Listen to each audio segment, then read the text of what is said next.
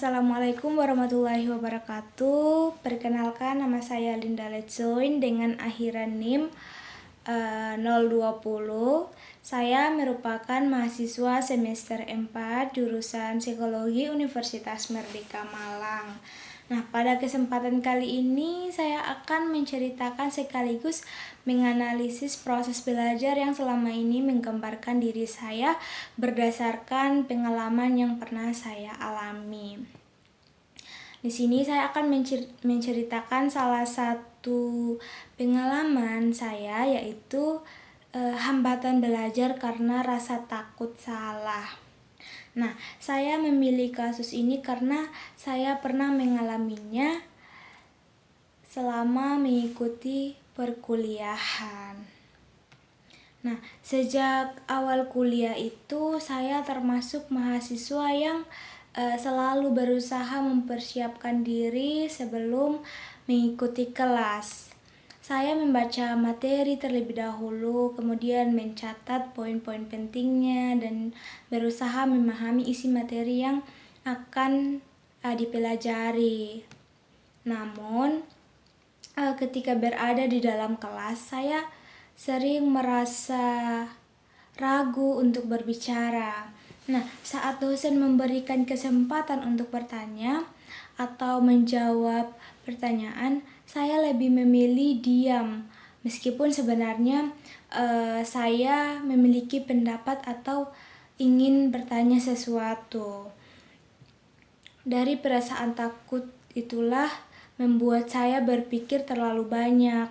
Saya khawatir jika jawaban saya itu keliru dan teman-teman akan menertawakan saya, atau dosen menganggap saya belum memahami materi.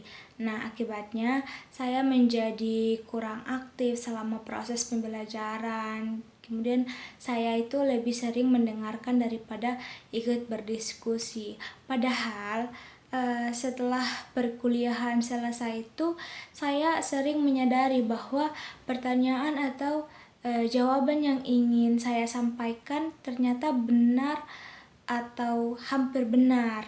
Nah, pengalaman seperti ini yang terjadi beberapa kali dan membuat saya itu merasa kurang percaya diri. Nah, untuk menjelaskan pengalaman tersebut, saya menggunakan teori humanistik dari Carl Rogers, yang mana saya memilih teori ini karena menurut Carl Rogers, belajar itu tidak hanya dipengaruhi oleh kemampuan intelektual saja, tetapi oleh kondisi psikologis seseorang. Nah, seseorang itu akan lebih mudah belajar apabila merasa aman, kemudian diterima, dihargai, dan tidak takut melakukan suatu kesalahan. Nah, jika saya kaitkan dengan pengalaman saya, hambatan utama yang saya alami bukan karena saya tidak mau belajar atau tidak memahami materi, tetapi karena rasa takut terhadap penilaian orang lain. Kemudian rasa takut tersebut itu membuat saya sulit mengembangkan potensi yang sebenarnya saya miliki. Saya menyadari bahwa ketika suasana kelas terasa nyaman, dosen memberikan respon yang positif, dan teman-teman yang saling menghargai pendapat itu, saya menjadi lebih berani untuk berbicara. Nah, sebaliknya ketika saya merasa cemas atau takut dinilai, nah itu membuat saya kembali memilih untuk diam. Nah, dari pengalaman tersebut, saya memahami bahwa proses belajar itu bukan hanya tentang menghafal atau memahami suatu materi, tetapi juga tentang keberanian untuk mencoba, bertanya, dan mengemukakan pendapat. Saya juga belajar bahwa melakukan kesalahan merupakan bagian yang wajar dalam proses belajar.